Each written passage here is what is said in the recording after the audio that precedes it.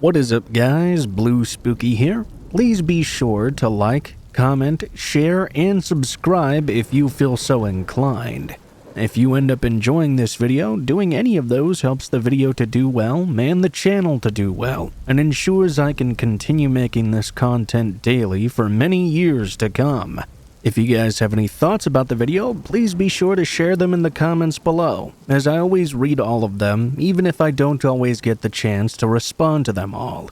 Last but not least, if you guys would like to support the channel further than you already do just by watching, liking, subscribing, and all that, please be sure to check out the join button somewhere around the subscribe button.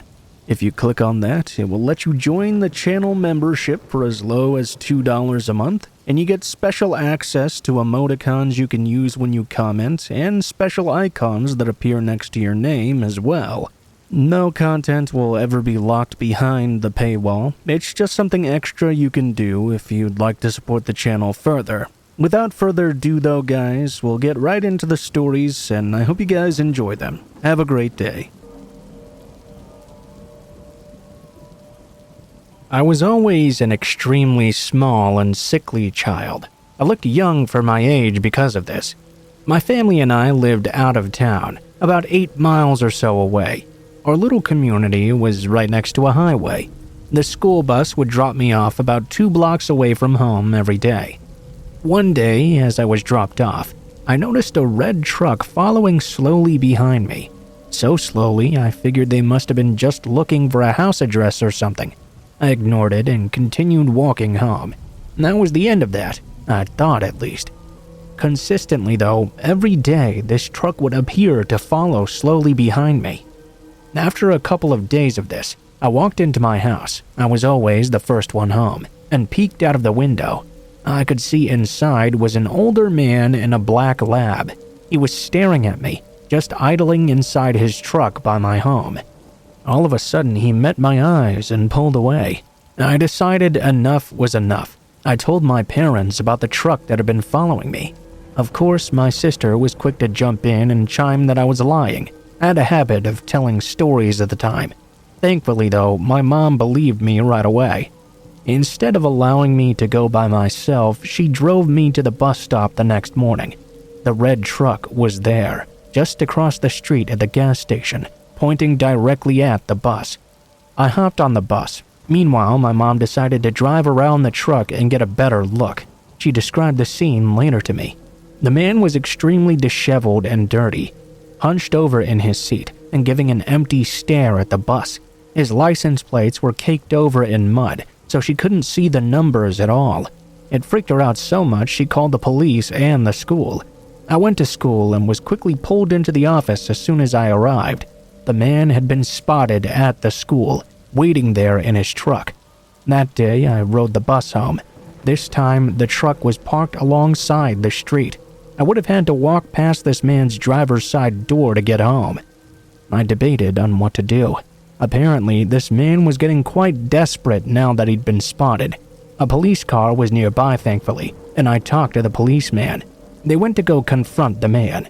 As soon as they approached him, though, he pulled away from the curb and took off down the highway. I never saw him again, and I don't believe he was ever caught either. Because of this experience, I'm extremely guarded and paranoid with my own daughter and her soon-to-be sibling. The world is a terrifying place these days, and children can go missing so easily. I don't like to think about what would have happened if I'd been grabbed. I suppose I wouldn't be here typing this, and my kids wouldn't exist either. I was lucky that day. Many people are not.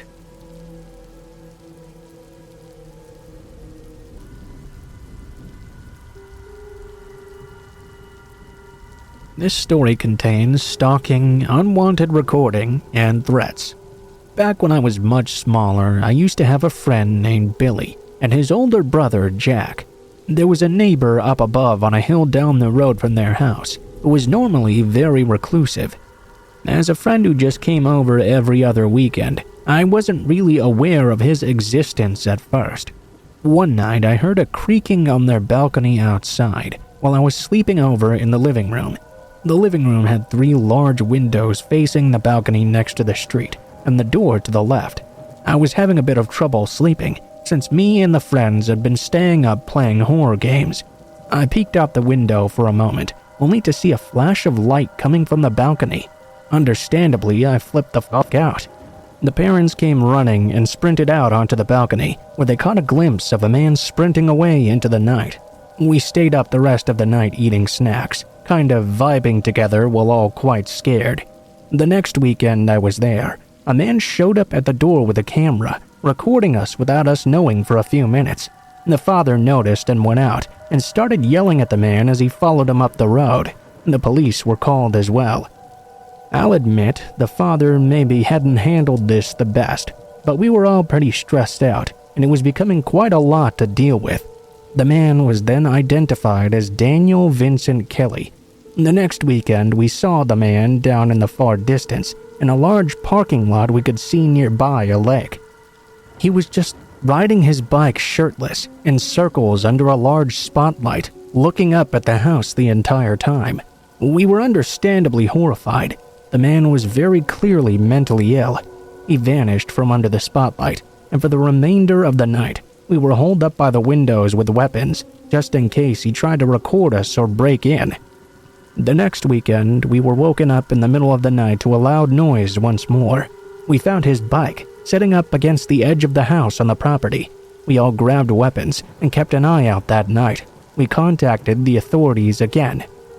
It was around this point the cops found Daniel Vincent Kelly and informed us of a YouTube channel they discovered he had. This is the most chilling part to me by far, and the part that gives me extreme anxiety at night, almost every time I see a window. The most harrowing videos have long since been deleted due to legal troubles with being non-consensually filmed, but I did find a remaining video. He walks around and claims that a hole in their screen door, which I can verify never existed, had allowed their dog to escape and attack his dog. He claimed that within just a few minutes, my friend's mother replaced the screen on the door and was covering the incident up. This was all obviously false. The deleted videos, though, make me sick to think about. There were at least 30 videos of him secretly recording us, some from long before my first encounter with him. One, I remember even, was vividly in broad daylight, but I'd never seen him. He was just laying down behind a hill, holding his phone up just over it, recording us, calling me and my friend disgusting piglets as we played together on the porch. At least 10 of his videos featured me, but almost all of them featured my friend. Some of them even had him uttering threats to kill us, which was terrifying. Sadly, I wasn't allowed over the following weeks, and I don't know how the incident really ended. I do know I never saw Kelly again. I don't know if he got arrested or simply moved away. I wouldn't exactly like to search through his now inactive channel to find out, though.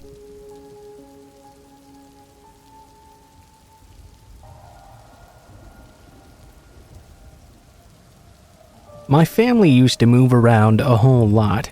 That meant that when I was younger, I was almost always changing schools. It got to be very hard to make friends, not only because of all the moving, but because I always expected to be leaving again very soon. That kept me from wanting to form new attachments. We moved so often it seemed futile. I mostly just kept to myself whenever I entered a new school.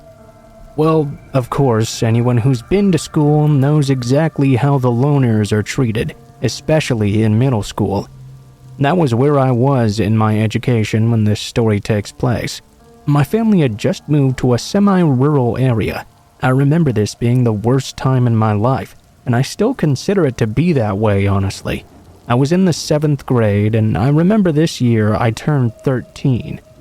I had always been a bit of a small kid, and the fact that I was so quiet and a loner just made this whole thing worse on me. The bullying started pretty early, and it got pretty nasty too. In fact, it had gotten so bad I would try to make myself sick in the morning to avoid going to school. I would wear wet socks to bed or put dirty things in my mouth.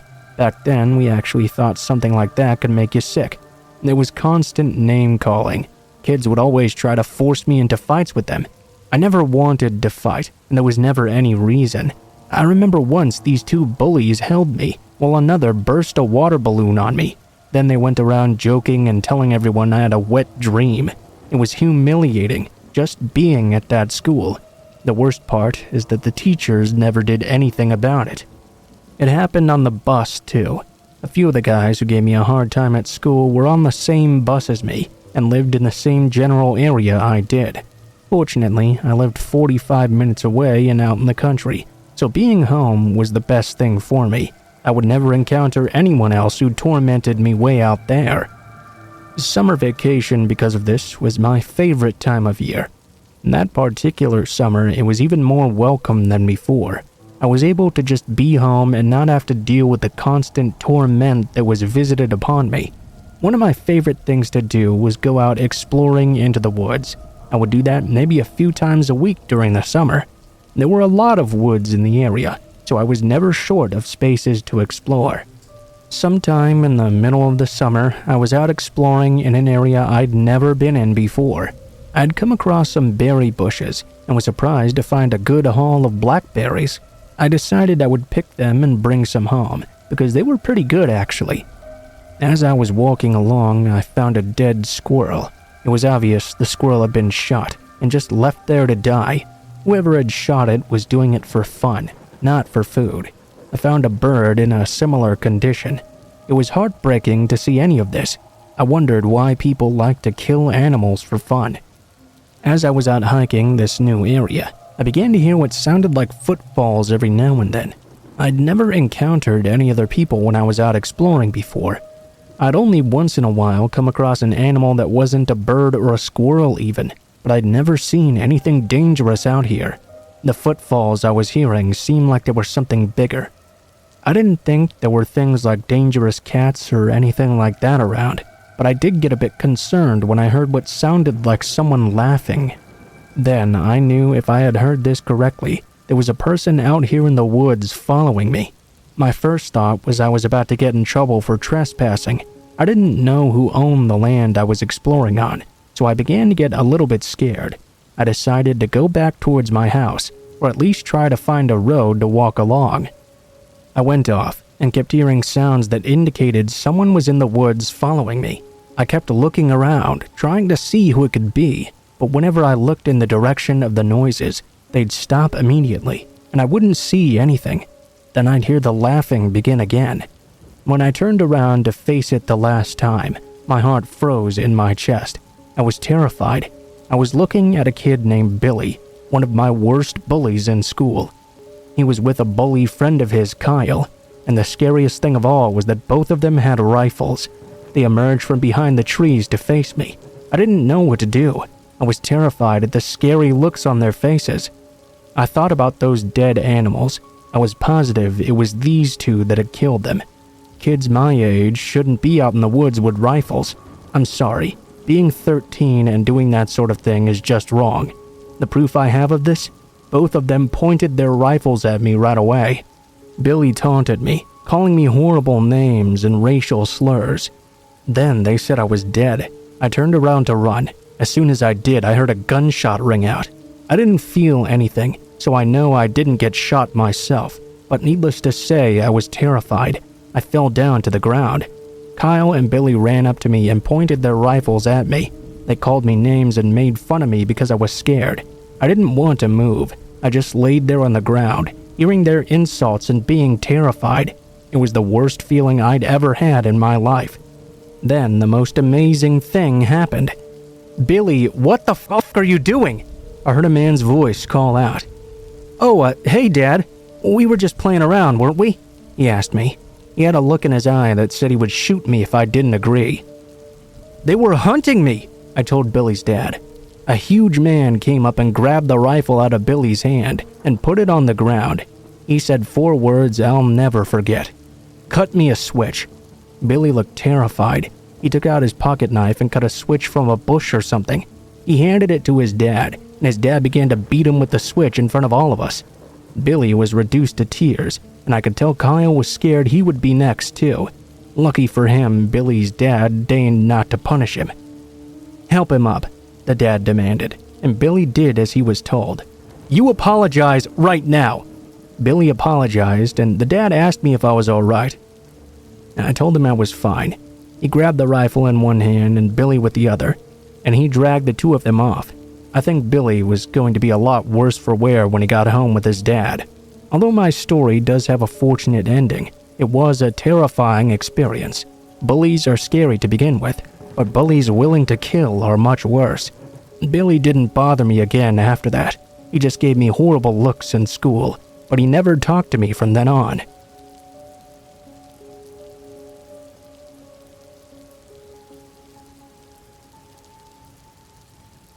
When I was in college from the ages of 16 to 20, I came into contact with a tutor at my college. His name was Jonathan, and he taught biology at my school. At first, he treated me rather normally, but as time went by, I started to notice things about him that would unsettle me. It started when I'd be sitting in class working or whatever. I'd look up to see him just staring across the room at me from his desk. If I looked at him, he wouldn't look away right away. I'd look away first, then back, and he'd be looking at something else. It used to make me feel uncomfortable, so bad I would purposely go for help with assignments to other tutors. Another thing he would do was constantly mark my assignments and leave the message, "Come find me." He would always do this under the simplest mistakes, even a missing comma, rather than just writing what I needed to add to the assignment. This forced me into interacting with him. He'd always turn the topic of conversation into something else. When I mentioned it to my only friend, she told me he was just being friendly, but I always felt so intimidated by this friendliness. She began to joke I must have had the hots for him, so I stopped telling other people what was happening. When I used to sit on the grass near the campus lake, I would use that time to play my Nintendo Switch. One time when I was playing, I felt a presence at my back and snapped around, only to see him sitting at a picnic table alone staring at me. I felt unsettled by this too, of course. I got up to leave. He shouted at me and said we needed to talk about some assignment. I asked him how long he'd been sitting there. He told me he'd just gone outside to think moments ago and hadn't realized he was looking at me. He went on talking about how our assignment was worth extra marks or something. He told me he noticed I didn't seem to have many friends and asked if I had a girlfriend. I lied and said yes, then said I needed to leave. After that, it was very obvious to me that he was watching me, but I found him very creepy and didn't know who to tell. I made a Reddit post and people said I was probably making something out of nothing, blamed my anxiety and told me to get therapy.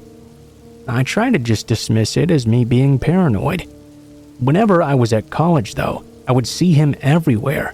I'd look over in the library only to see him watching me. Outside in the courtyard, I'd see him following me behind a building. It made college into a nightmare for 4 years straight, and I had nobody I felt like I could talk about it with. I remember one situation where he taught a lesson about how livestock animals are artificially inseminated. Without going into graphic detail, he started talking about milking them for their seed with a gloved hand. Nothing out of the ordinary for that type of class. We were given assignments like that as part of our course anyway. Jonathan, though, said he had marked my assignment for something and I had to wait for it at the end of the lesson. When everyone else had left the room, I went up to his desk to grab it. When he handed it over to me, I noticed he was wearing a single glove on one hand and gave me an eerie smile. I got creeped out and left. Didn't ask anything, just left the room. I was worried nobody would believe me about how weird he was being. When I graduated college, he sent my whole class friend requests on Facebook. I didn't accept, of course, but for a long time he continued to just delete and resend the request all the way up till I blocked him. At one point, I got a random text from an unknown number saying we needed to talk, and he had uncontrollable feelings for me. I knew who this was, of course, and blocked the number right away. He was so obsessed with me, he bought a house on the same street as me and bought a dog so he could walk it and run into me whenever I walked my own. He tried to make it look like an innocent coincidence, but I knew he'd been doing this just to get close to me. To avoid him, I started going on late-night walks at 2 a.m., thinking I would be safe because he'd be asleep, only for him to approach me in the street out of the darkness. I told him to leave me alone and called him a stalker. He apologized for the way he'd been acting and begged for a second chance. I'd never even given him a first one, though. I went home, and I became certain he might try to kill me, and that's when I told my parents, who contacted the police. They couldn't do anything about it, though, because I had no evidence of any of these situations taking place. It was at least on record now. My parents started paying towards rent, so I could live in a different area to feel safer. Well, wouldn't you know, as soon as I left to rent in a different city, he sold the house he'd bought and bought a new one in my exact same city. I then moved and started renting somewhere else, and he was stuck with this house he'd bought this time. Even to this day, I feel like I have to keep looking over my shoulder. I'm not a very tall guy. I'm only 5 feet. He's over 6.5 feet tall. He's very intimidating, and every time I see him, chills run down my spine. I'm too scared to even have an online dating account anymore. I'm planning to move country soon, so I can be rid of him once and for all. I won't say where I'm moving just in case he finds the wood, but better safe than sorry.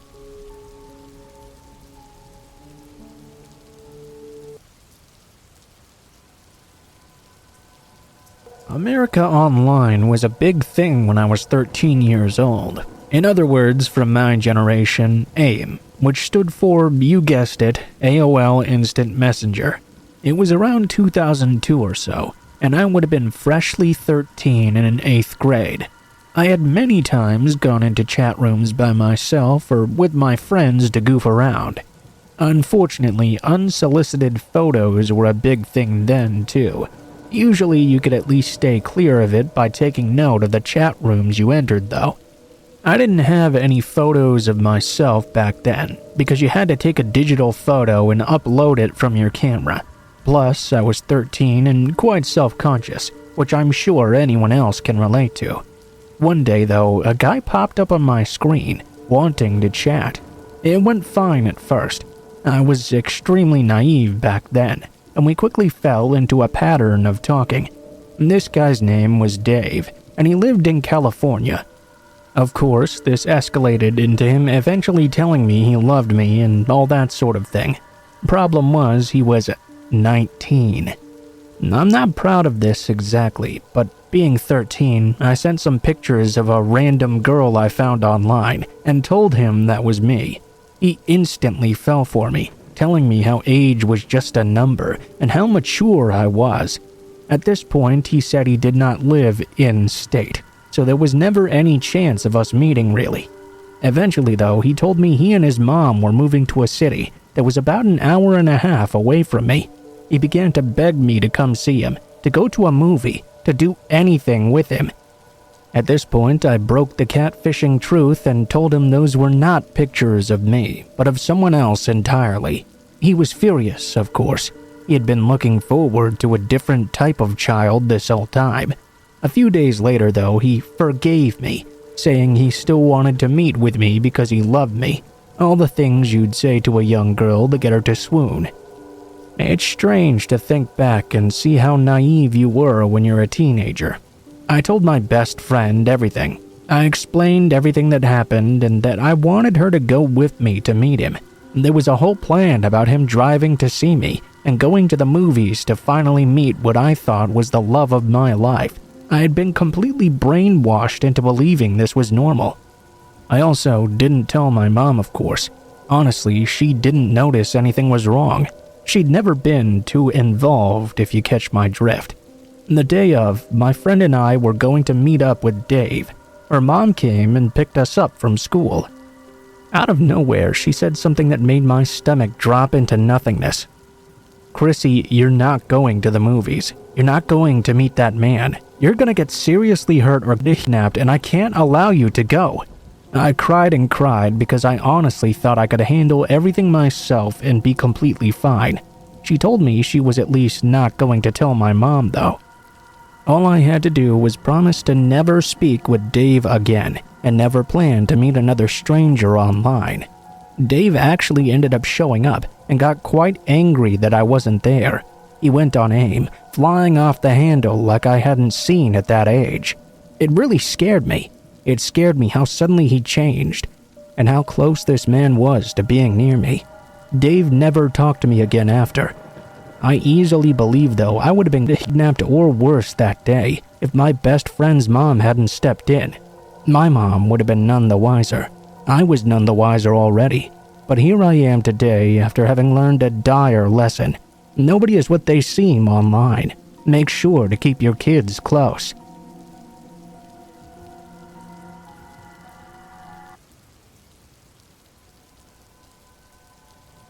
This happened 3 years ago, while a former relationship of mine was ending. I was 27 years old at the time. My ex-boyfriend and I weren't living together anymore. We were separated for a few months, but not quite broken up yet. I had just found out from his twin brother that he was keeping me as a backup while having fun with other girls. I decided to end things because of this. It was my birthday, and I was a bit emotional about this whole situation, so I decided to go to his place and end it properly face to face. I took an Uber driver there and went to the other side of town. It was very far away from where I lived, and in a not-so-safe-for-girls area. I got there and we talked, ended things on good terms given the situation, and now it was time to call an Uber to go back home. It was November on a rainy night, and we had talked for so long it was about 2 a.m. now. My ride came and I hopped in. I was looking out the window and thinking upon what had just happened. After 5 minutes or so, though, I noticed my Uber driver was staring at me in the rear-view mirror every second he could, whenever he could take his eyes off the road. I brushed this off at first. This wasn't the first time this had happened, and honestly, I was too sad to care. But I started to notice that he was slowing down a lot. This is when I started to pay attention to my surroundings as well. I noticed that he was tall and very thin. He looked like he didn't take very good care of himself, and his car was actually pretty filthy. Out of nowhere, he started talking to me. "You are so beautiful." Thanks? What's your name?" I whispered my name after a long pause. Wow, that's so sexy. I always wanted to have sex with a girl named my name.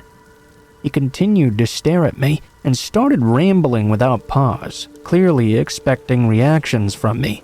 "Do you have a boyfriend?" "Yes." "What a shame. I wanted you for myself. But I don't mind, you know. Let's go somewhere else. Come on, change the address in the app, 'cause I can't. Only you can. I know a place where we can go be alone and do some fun stuff." At this point, I started to pay closer attention to the route he was taking. I was almost ready to jump out of the car. The situation was getting pretty sketchy. "Are you going home alone? I could call it a night and go to your place, show you the kind of things I'm talking about." My heart was racing at this point. I actually did live alone. I decided to start recording him from here on, and couldn't think of anything else but to send the recording to my ex. "No, my parents are waiting for me." "Aw, man, what the f***? We can stay in the car though, I guess. Find a spot where it's dark." "No, I need to go home, I'm tired." "Come on, trust me. Where did I put that weed?" He started searching for something. My ex listened to this part and called me. I was so relieved when I saw my phone ringing. I answered and made sure the driver would hear I was on the phone with someone. He seemed to be very upset about my unexpected phone call, and now he had started talking to himself. My ex was furious, of course, but told me to say things out loud like where I was, when I would get home, other stuff like my mom was waiting for me. I ended the phone call and the driver asked me if that was my boyfriend. I said that it was, and he was silent for about 5 minutes. When he saw on the map that we were getting close to my address, he started asking me again to go somewhere or stay in the car with him. His speech was getting scarier, and he was getting more and more anxious that he couldn't convince me. He was turning around to fully look at me whenever the lights stopped. After what seemed like forever, we got in front of my building. I leapt out of the car and ran away. He called out that he wanted to come with me, but I entered the building and shut it behind me. I didn't turn on the light in the staircase because I didn't want him to see the block I lived in.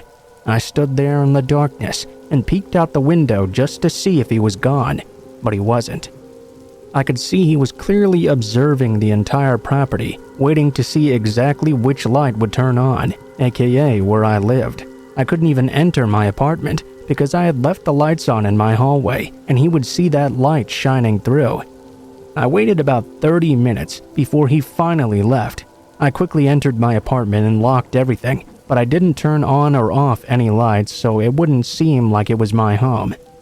I peeked out my window just to make sure he'd indeed left, but to my surprise he had suddenly reappeared, parked this time right next to the apartments. I was scared out of my mind. I know that many would say I should have called the police at this point, but in my country the police don't come for stuff like this. They barely show up in an hour if someone's getting beaten to death. He was just sitting there. Then I got a message from an unknown number telling me to come back down because he was waiting for me. I froze and cried. It was like my life was about to completely change just because of a 30 to 40 minute ride with an unstable person. I didn't even know how he'd gotten my number. From the Uber app? Did he buzz me when he arrived to pick me up?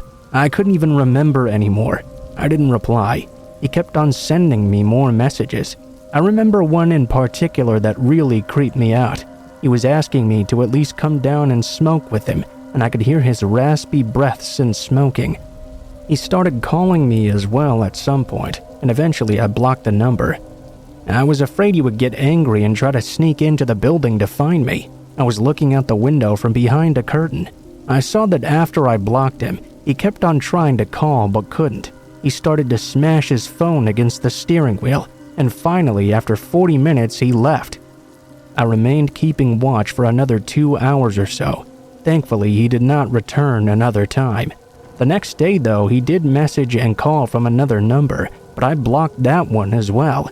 He kept on trying for an entire year. I was extremely surprised he was so vigilant about it. I blocked all those numbers, and eventually I never heard from him again. I also never saw him in person or his car either. I reported everything to the Uber app, and I hope they took some measures. Honestly, I don't understand why nobody before me reported him.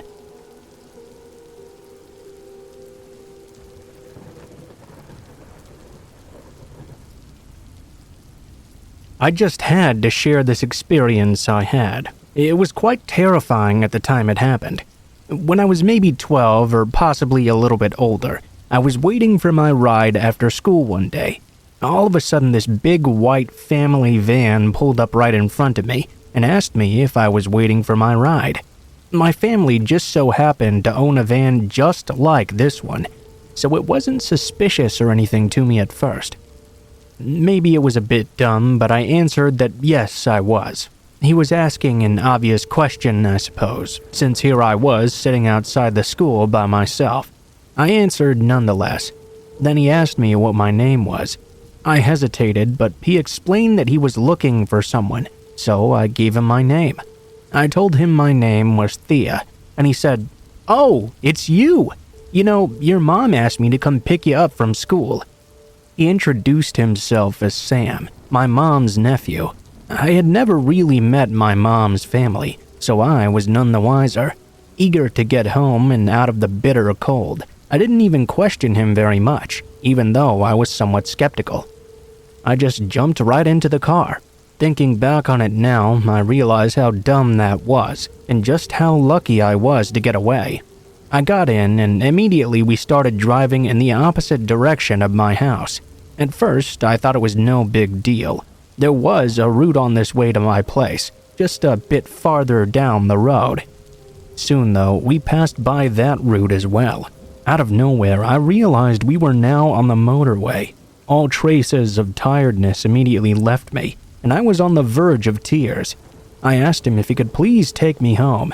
If my mom sent him, he should know I'm not really allowed to go out after school. The man kept on ignoring everything I had to say. At this point, I started officially bawling my eyes out.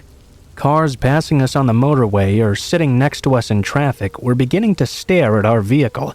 At one point, I was crying so much, the man slammed his hands on the steering wheel and started mumbling about how this would be so much easier for both of us if I would just shut my f***ing mouth. I wasn't thinking straight, though. I knew that anything would be better than making it to wherever this man was taking me. The very next time the car slowed down in traffic, I unlocked the door and jumped out. even though we hadn't come to a full stop yet. In all honesty, I wasn't thinking at all in that moment, because if I thought about it for even a moment, I know I would have chickened out. For once, I'm glad I didn't.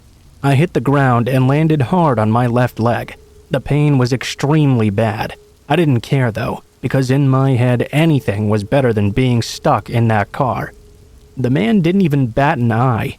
I feel like in the chaos he tried to reach out and grab me, but once I was outside the vehicle, he just sped away through the rest of traffic. A driver beside us almost hit me, but stopped just in time and got out and ran towards me. They called the police, and my parents as well. To this day, I'm not allowed to wait outside anywhere, and even before I'm done with whatever I'm doing, my parents will always be outside waiting.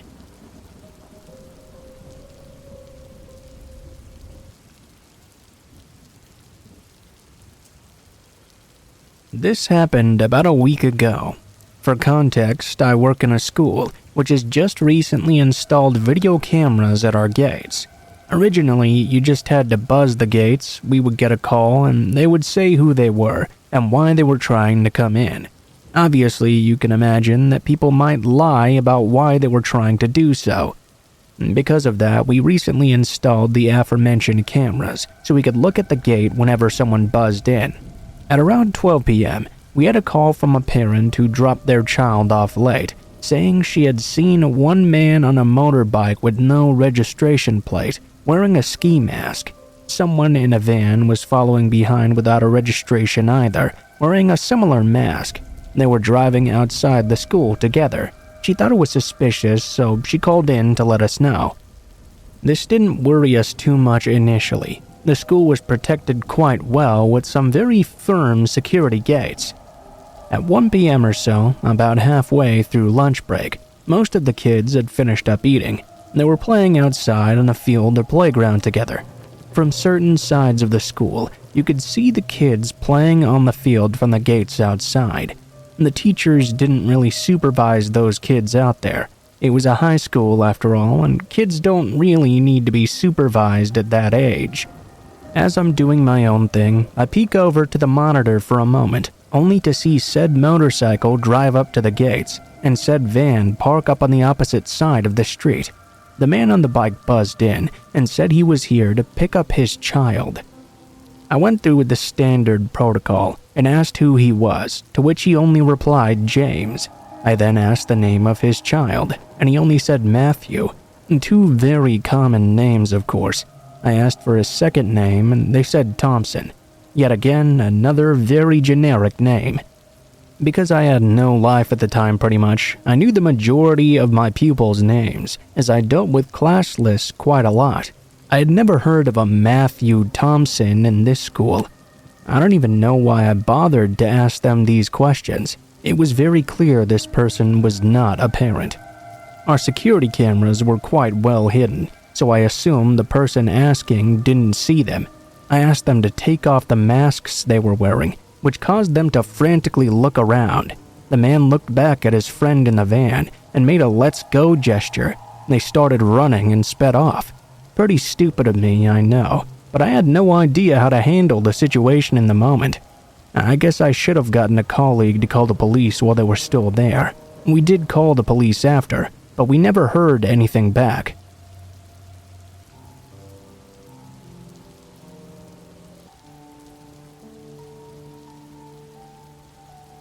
When I was 15, I traveled with two friends who were both 15 as well.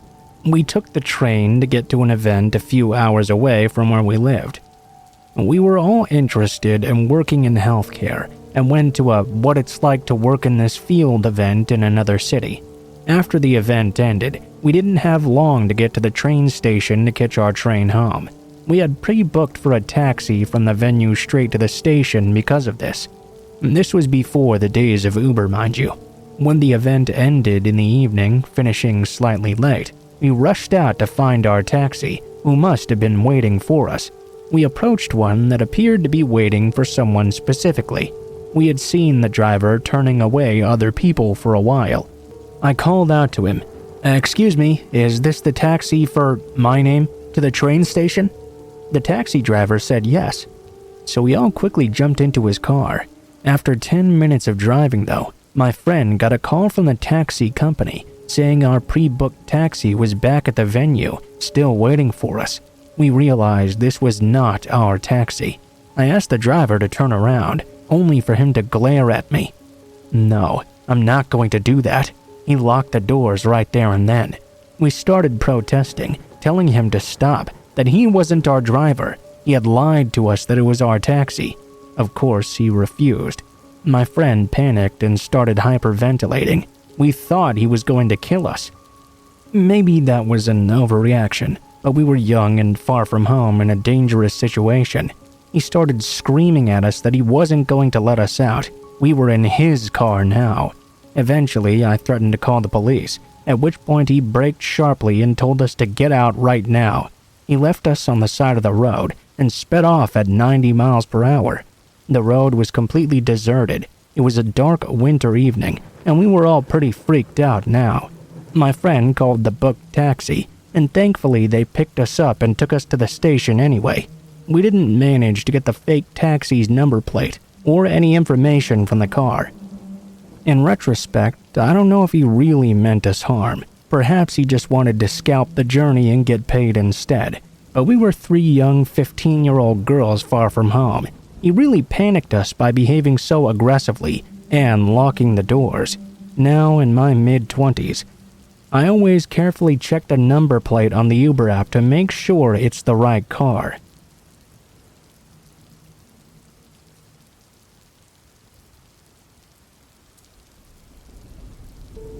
So this happened to me earlier, and I don't think I'll be sleeping tonight. I'm currently staying in a remote part of the United Kingdom and having a bit of a break from working. This means more time to pursue my hobbies, one of those being photography. I had scoped out a creepy-looking tree formation in a nearby forest. I set my camera and tripod up as the sun was coming down, for that extra creepy vibe. As I was happily taking photos there, I see a woman pass the entrance to the arched trees. This woman had parked her car next to mine when I arrived. She went past a couple of times, looking at me for prolonged periods with each time she passed by. I assumed that maybe she wanted to come up this path but saw I was taking photos, and so decided to walk elsewhere for a moment. Approximately 5 minutes went by. She appeared again, this time walking towards me, dragging her left side slightly with a very strange limp. She stopped once and stared at me for a few moments, then started walking towards me again. I called out to ask her if she was okay. I was starting to put my things away at this point and readying my tripod for use in self-defense if necessary. The vibe she was giving was way off. She began to grunt at me, then stopped and stared again. At this point, this woman was close enough for me to realize that she was actually a man in woman's clothing with a wig. An uncomfortable moment passed by. They began to grunt at me again, walking towards the edge of the path. They grabbed a pile of leaves and started throwing them around, grunting some more and then walking off aimlessly into the forest. I called my friend to tell her what just happened and asked that she stay on the phone in case this person came back. I wanted to just take a couple of more photos and then I'd be out. For a good 10 minutes or so though, I heard the crunching of leaves circling me in the forest. I tried to convince myself it was just wildlife. Suddenly the sound stopped.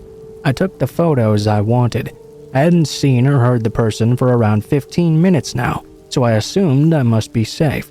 I leave the path and see that the car is also gone as well. Thank God. Very quickly though, I noticed there was a man walking towards me from the entrance. It was the exact same guy. He had changed into men's attire.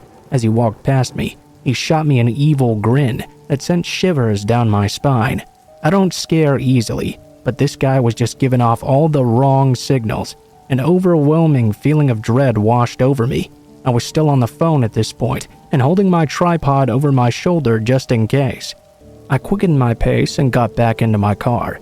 As I did so, I saw him come out of the lane I had been down, stop and look around, then start walking towards my car with intent. I videoed this for a while, then hauled the fuck out of there, driving past that car he had moved just down the road. I remember thinking to myself, What in the gray-beard fuck just happened?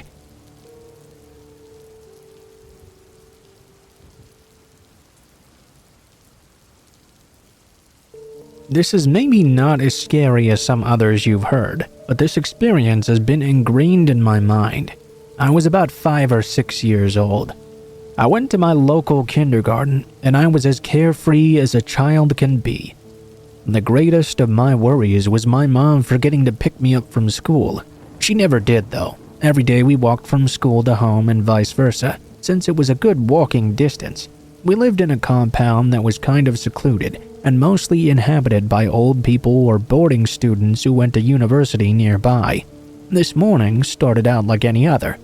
My mom picked me up, and we were walking along the small path in our compound, along with 4 other people.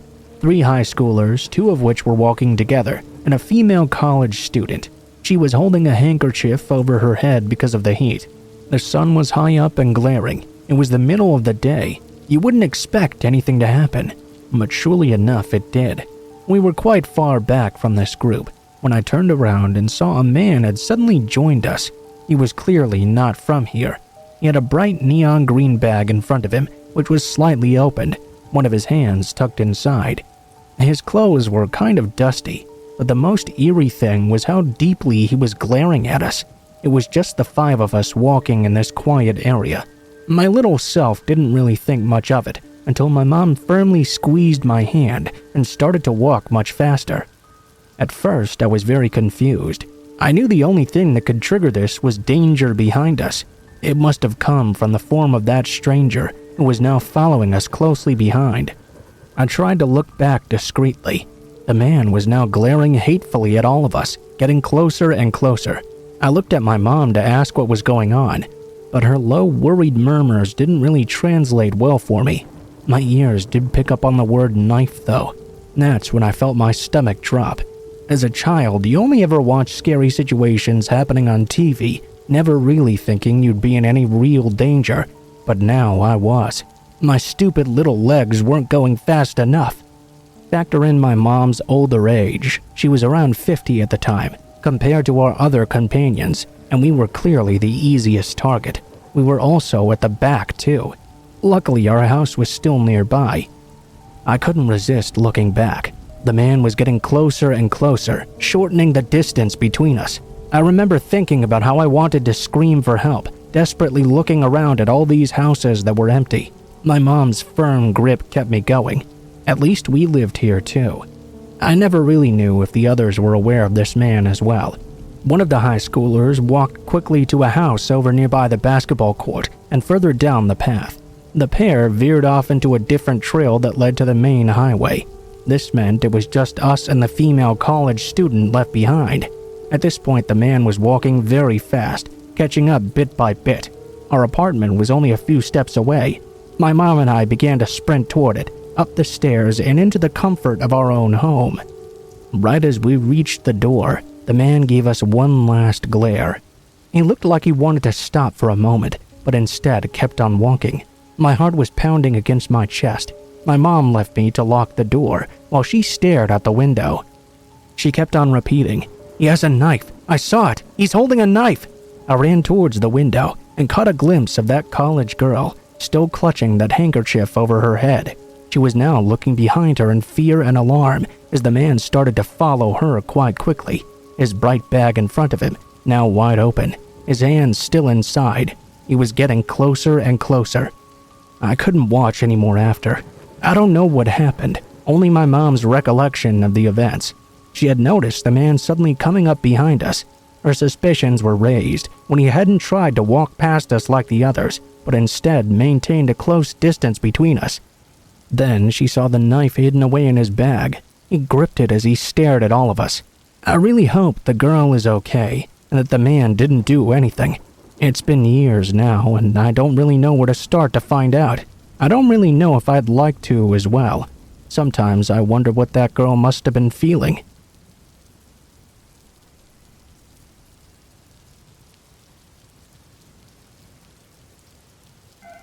Some friends went to Mexico for a vacation and asked me to house sit and take care of their dogs while they were away. They pay me about $40 a day just to sit around and let the dogs out when they need to go. I'm disabled anyway, so that helps me quite a bit. This is a semi-rural area, and the houses are roughly a quarter-mile apart. Police have to come from town 15 miles away, and the response time can be well over an hour. Because of this, I always take my pistol with me. It's always been quiet whenever I've stayed there though, so there was no need to use it. This time was different though. I was in the shower when the dogs suddenly started barking, growling, and going crazy. They're big, large German shepherds. One is actually police trained. The owners loan him out to the county as a guard dog. If you tell them to be quiet, usually they'll obey. This time they didn't though. I went on high alert immediately. I shut off the water and tried to peek out the window. I couldn't see anything. When I walked out of the bathroom though, I saw a shadow flit across the bedroom window. I whispered to the dogs to be quiet for a moment, and then they did. That's when I heard a distinctly male voice. I couldn't make out everything they were saying, but I distinctly heard 2 words. Come around. I'm sure there must have been more than one person because of this. I ran to the living room and grabbed my pistol when I saw the door handle begin to turn. I have a gun and I will use it, I shouted. I heard multiple pairs of feet sprinting away. I was telling Siri to dial 911 and thankfully connected to the county sheriff quite quickly. She said there were 2 cars on another call not far away, but it would take 20 minutes for them to arrive. That was better than the usual hour, of course, but I was still pretty shaken. I explained I was on a farm and would have to go down to the road by myself and unlock a cattle gate to let them in. I notified them to tell the officers that I would be carrying a pistol and to not shoot me by mistake, because I was not going outside without it. The dispatcher reassured me. The one good thing about living in a red state, I suppose. She asked me if I could see the road. I could, so she said to wait by my house until I saw the blue lights coming up. I hung up and called my friends in Mexico. They had cameras, and the footage could be downloaded via app. They said they would go through it while I waited for the cops to arrive. I locked that house down and went down to the gate when the police arrived. They searched the whole area, including the barn, but didn't find anyone. While they were looking, my friends texted me the camera footage. In it, there was a man on the porch. Unfortunately, the cameras were not angled to get a shot of his face. It was very dark. The other angle showed there was more than one creep as well. The police were very nice and said they had passed a man on a bike on the way there, which was strange for this area, especially at night. They went to look for him, but he had totally disappeared. They took a full report, but they never caught the creeps. My husband came and stayed with me for the rest of my friend's trip. One of their neighbors said he found a tent and some gear in the woods a few weeks before, so somebody was definitely living out there. Maybe a homeless person from town or something. I've house sat again since then, and it was completely quiet. They're going away again for Christmas, and I'll be there once more. A lot of people ask me if I would have shot the person had they broken in, and yeah, absolutely, why not? I would be sorry if I had to hurt somebody, but if it's them or me, of course I'd do so.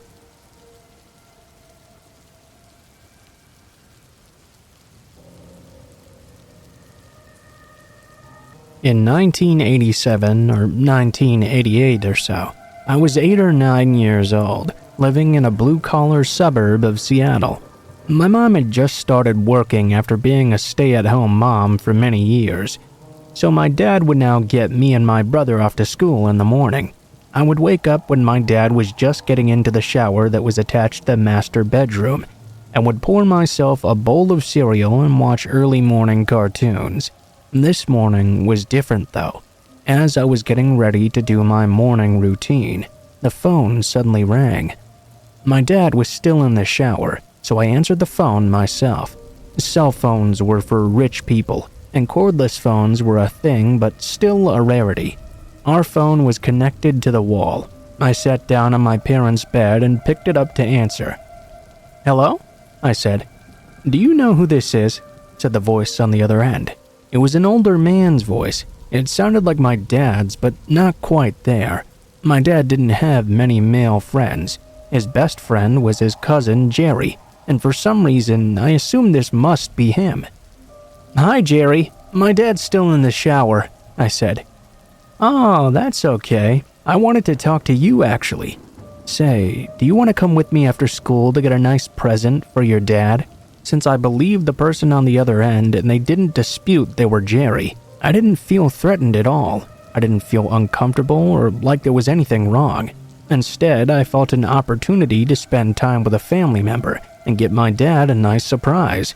I said something about that sounding fun and that I'd quite like to do it.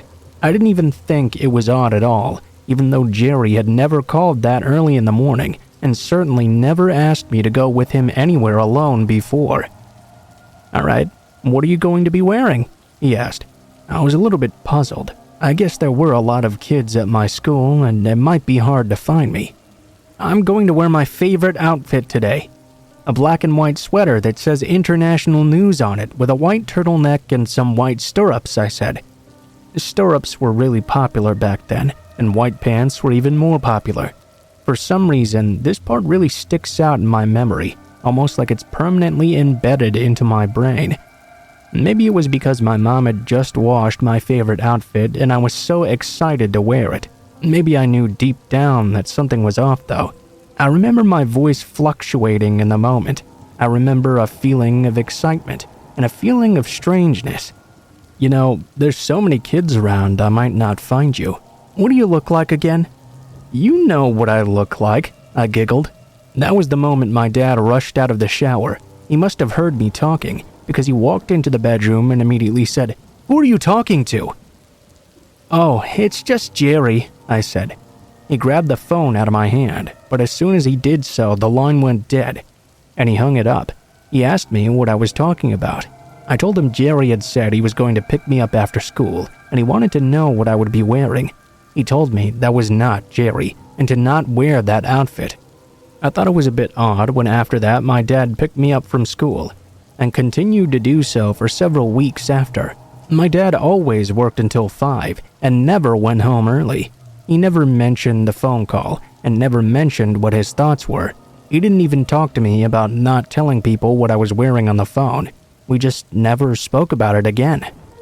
About a year ago, I was listening to a podcast, and I got super freaked out when I heard a story about another girl that went missing after arranging to meet someone over the phone to get a surprise for her mother. We didn't live that close to each other, some states away, but it was eerily similar. It was the exact same type of call. Was someone trying to abduct me that day, or was it just a prank call? I guess I'll never find out.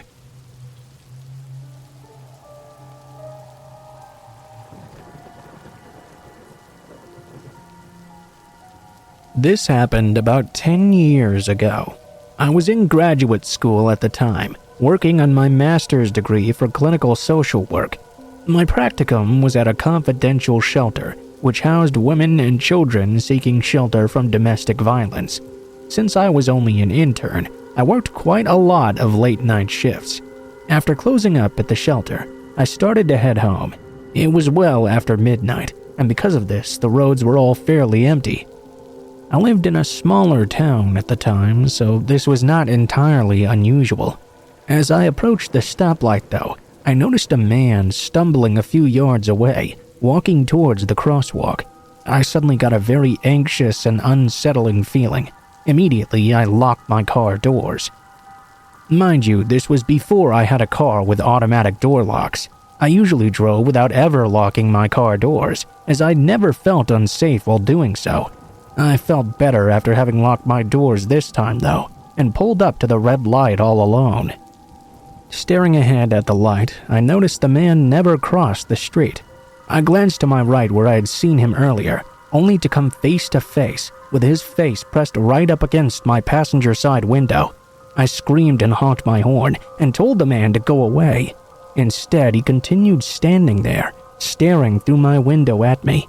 Then he tried the handle of the door, without success. I continued screaming at him, honking my horn and waiting for the red light to change. The man straightened up weirdly, stepped away from the passenger side door, and quickly moved to my driver's side door, trying the handle once more. When that failed, he took a wide stance next to my car, as though he was about to lunge. He began to smack his hands against my window. At that moment, I thought to myself, screw this. I slammed the gas to run the red light. The man kind of stumbled back when I did this. I think I must have ran over his foot accidentally in my escape. When I arrived home, I woke up my husband to tell him, and he called the police. The police, of course, never found the man, as by the time they'd sent someone out, he was long gone. The police officer did commend me for running the red light, though, as well as for potentially running over the man's foot.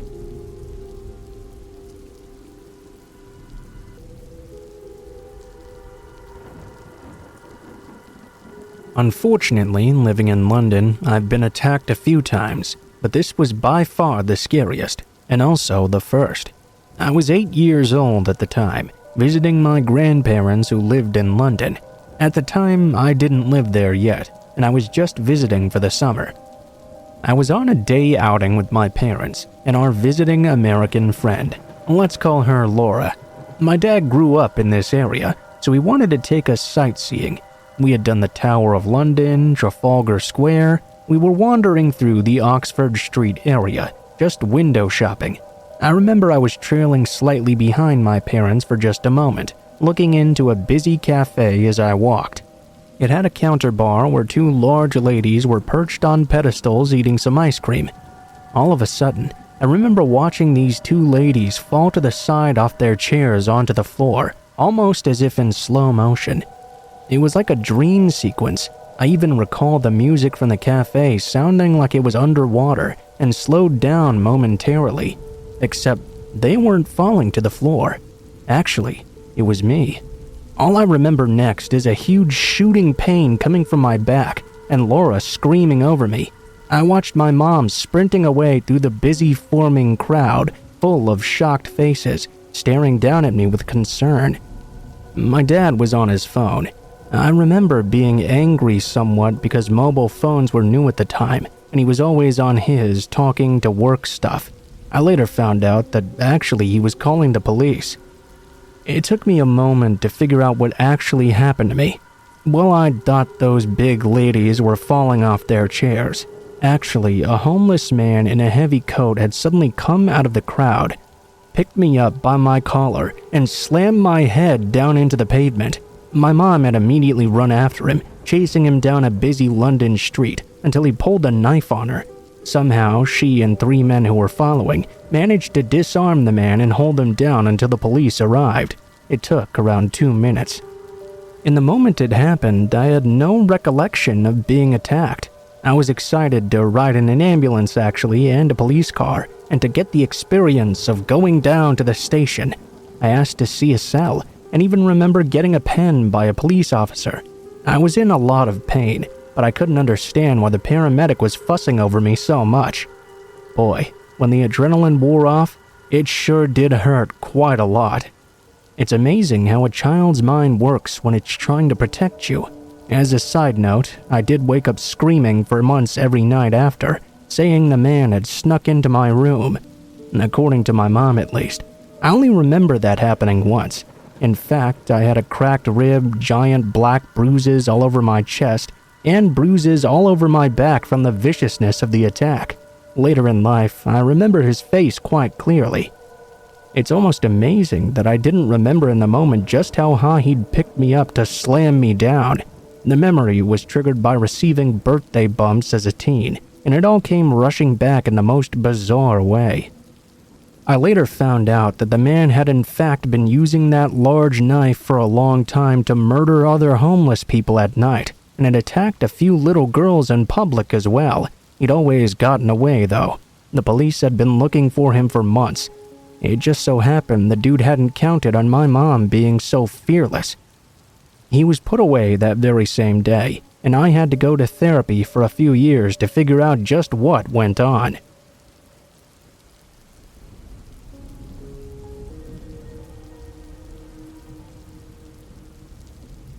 If you haven't already heard it, this story is a continuation of my last post. A man had been following me around as I was walking home from school. and on one day took the chance to grab my shirt from behind and try to attack me with my own headphones.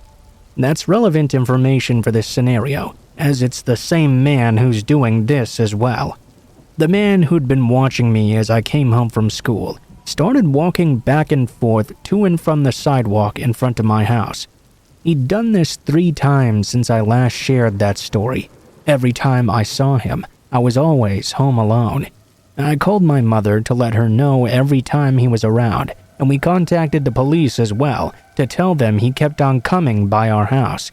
They haven't been able to do anything except record it, since he's never actually stepped foot on our property, at least until recently.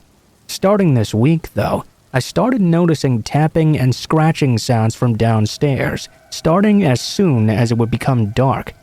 It worried me a great deal, of course, but I was too scared to look outside until very recently. My dogs weren't barking, and they would always do that if someone strange was outside. When I finally got the courage to look out, though, I saw a person hunched over a few feet away from the entrance to our home. I couldn't see any of their facial features because they were wearing a large hood completely pulled over their face. It looked like they were scraping something against the siding of our home. Immediately, I dialed the police and hid somewhere in case they wanted to break in. As soon as the police arrived, though, the person ran off faster than I ever imagined and was not pursued. I spoke with the police when they started to check things out again, but nothing could be done. There was no proof of who the person could possibly be. They'd only seen him running off. They said they would keep an eye on it in the future, but at the very most, all that had happened so far was trespassing. I brought up the fact that I had been attacked not long ago by a strange man. I thought it must have been the same person, but once again I was brushed off. The police said it was possible, but without any actual evidence that they were the same person, nothing could be done. I couldn't accurately recognize the person outside my window, and I hadn't been seriously injured in the attack either. I don't know what kind of evidence is needed to do something about someone stalking a minor home alone, but apparently I had no such thing. This morning, a small brown package was left on the doorstep. In it were pieces of electronic parts I didn't recognize, and plastic shards with crumpled newspaper at the bottom. There was also a note that said, "I'm sorry," with a frowny face at the top. My mother notified the police, and again they said they'd just keep an eye out for anything suspicious. I feel like they're not doing anything, and they won't do anything until I'm attacked again or worse. I took some advice from some previous mentions, and now I keep glitter spray with me when I walk home from school, along with a screwdriver and a knife in my room, just in case someone breaks in. I can't really do much else. I'm not confident at all I could win in a fight against this man. I'm worried about what will happen in the future, and I don't even feel safe in my own home. Even when the doors are locked, I check every possible place someone could be waiting for me before settling down. I don't think it's enough, though. Any advice is welcome. More than anything, I just want him to leave me alone.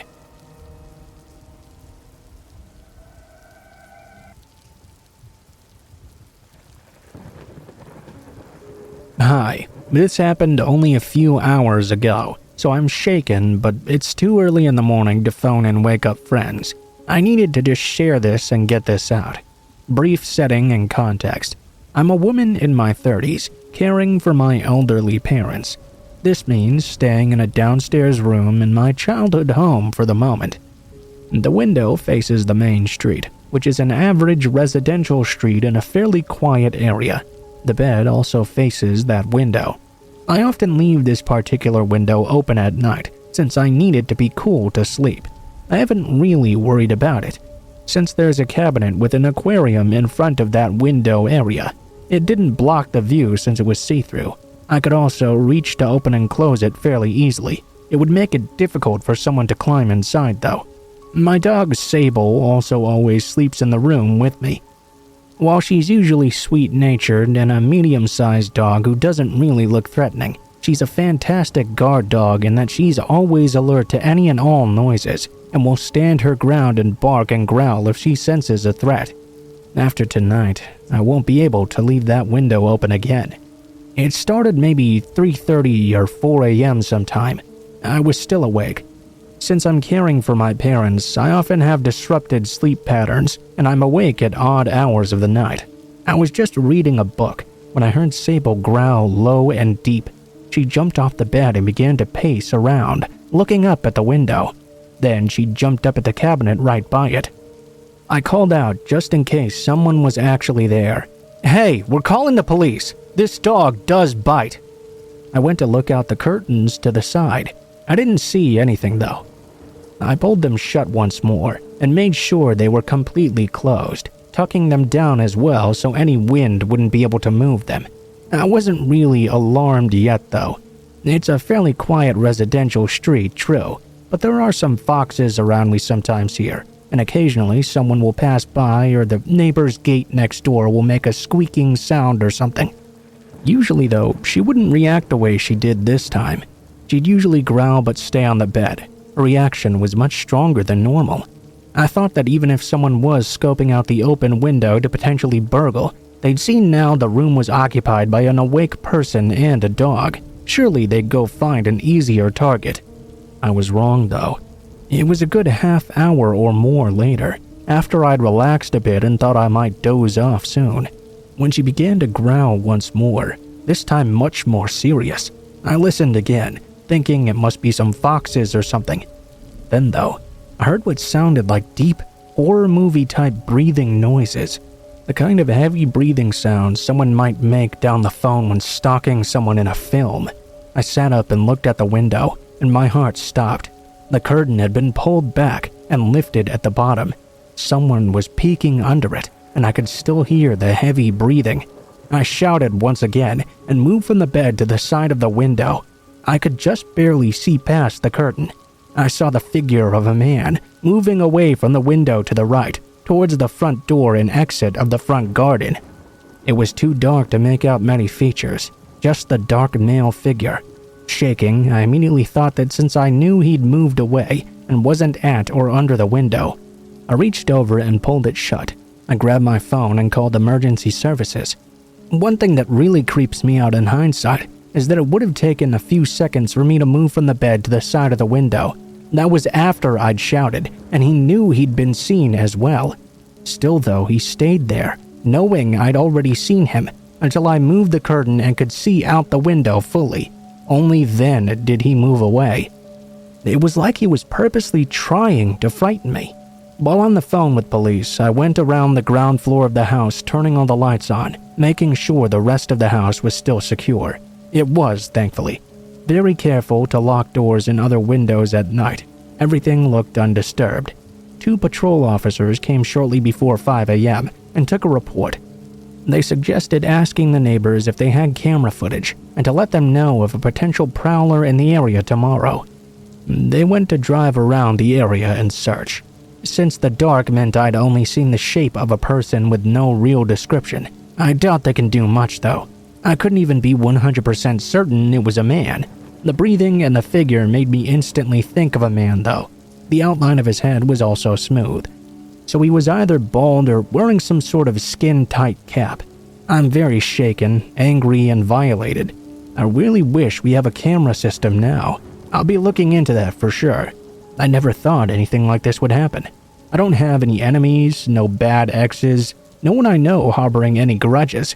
Since I'm caring for my folks full-time now, I barely even get the chance to socialize. My elderly and disabled parents surely don't have any enemies either. I also don't consider myself very attractive, so not a likely target for a peeping Tom either. If it wasn't for the fact that my dog alerted me to something both times, I'd have wondered whether I was half asleep or dreamed it all, that I'd imagined it. I have to think it was someone who was looking to burgle a house or something. But why did they hang around for so long then? Maybe someone on drugs or having a mental health episode? Maybe someone who just wanted to scare me. But why? And who? They know where we live for sure. I'm wondering if they're going to come back. New fears keep on popping into my mind. There's a passage around the side of the house to go from the front to the back garden, with only a small side gate. It's not designed to keep others out. It would be very easy for someone to access and then hide against the back of the house, completely hidden from view this time. They were bold enough to stick around even knowing I knew they were there. Perhaps they were hoping I'd just forget and fall asleep or something. I don't know, but it's pretty scary.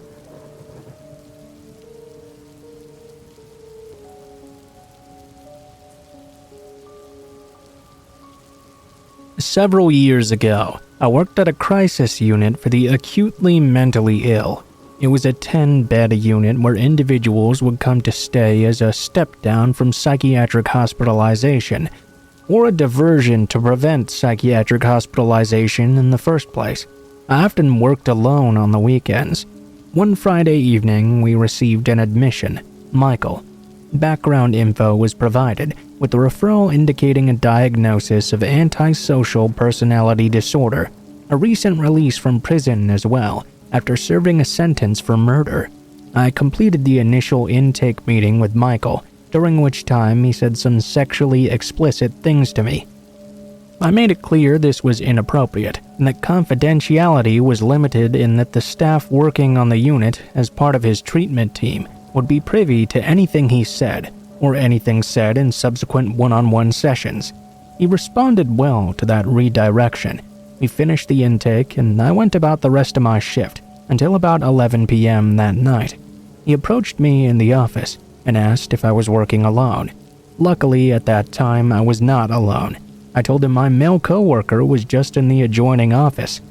After this encounter, I explained the situation to my coworker, who read my shift summary and decided to sit down with Michael and tell him the way he was acting was not acceptable. He could risk being let go from the program if it continued. The next morning, I was working alone from 8 a.m. to 4 p.m. Around 9, I went to wake up another client, Jeremy, to administer his medications. The room Jeremy was assigned to was at the end of the hallway, and he was usually quite slow to get up in the mornings. While I was knocking on Jeremy's door, Michael approached me to tell me he didn't appreciate I'd shared the things he'd said to me with my coworker. I explained to him that I'd already told him anything he said to me would be shared with the rest of the treatment team, regardless of how I felt about it. Michael became more agitated and jumped up in my face, backing me into the corner in front of Jeremy's bedroom door. At this point, Jeremy had woken up and heard what was happening outside his room. He came out of his room and stood between Michael and myself and told Michael he needed to get the fuck out of there. Michael went back to his room, and I contacted my supervisor, who told me to document the encounter and continue with my shift. Needless to say, I left the job shortly after this incident. I'm thankful that Jeremy had the presence of mind to intervene on my behalf. Considering he was also a client with mental illness, I often wonder what would have happened if Jeremy hadn't woken up in that moment, or if he would have been in a severe state of mental delusion and would have become agitated as well.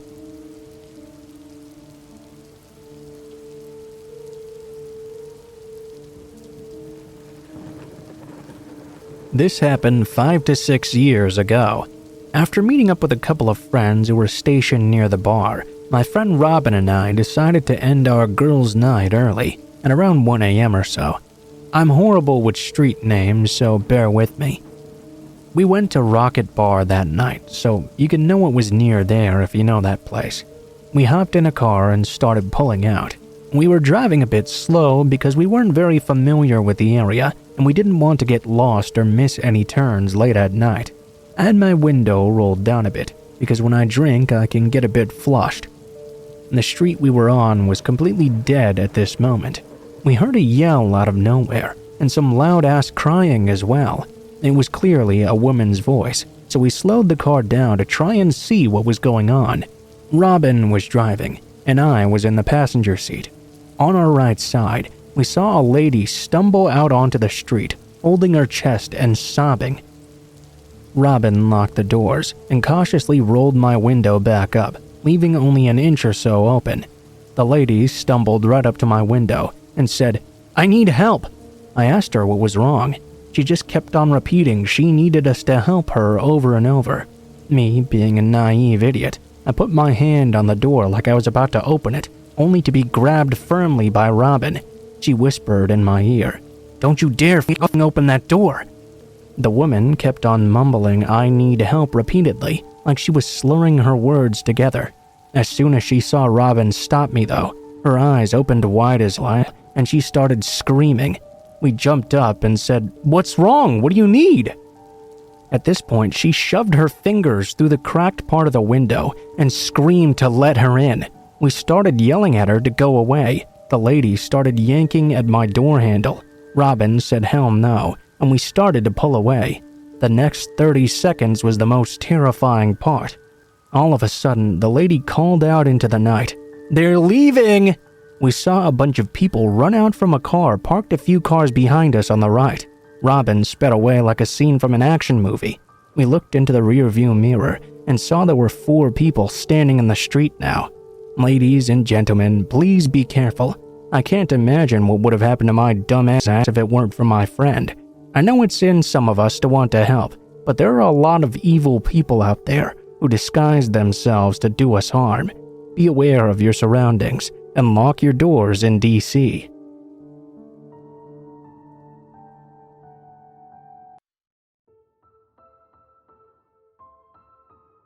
What is up, guys? Blue Spooky here. Thank you guys so much for watching, especially if you made it this far to the end of the video.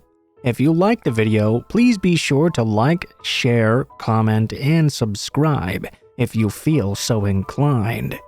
If you have any feedback for me as well, be sure to leave that in comments below the video. If you guys have a story you'd like to send in, or if you'd like to contact me for any reasons, there will be links to my social media in the description below the video, including my Facebook, Gmail, and Twitter accounts. Go ahead and send me a message on any of those, and I'll try to get to you as soon as possible. If you do decide to send in a story, please be sure to include in the tagline what the name of the story is if it has one, what type of story it is if it has one, and how you'd like to be credited in the description below the video. Please make sure to include as much detail as you feel comfortable with and try to use as much proper grammar as possible to make sure you have the highest chance of appearing in a future video. Overall, I think that's pretty much it for now, guys, so thank you so much for watching, and I hope you guys have a great day.